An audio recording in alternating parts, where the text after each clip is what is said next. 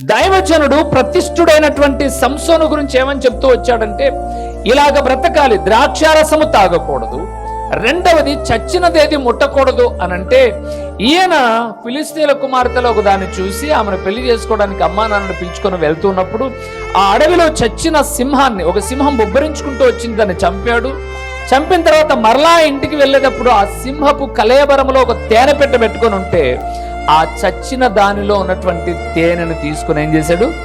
తిన్నాడు. నేనేం జ్ఞాపకం చేయబోతున్నానంటే, దైవజనుడు చెప్పిన మాట వినక ఎప్పుడైతే మీరైనా మీ కుటుంబాలైనా మీ పిల్లలైనా నడుచుకుంటారో అప్పటి నుంచి మెట్టు మెట్టు మెట్టు దిగజారిపోతారు.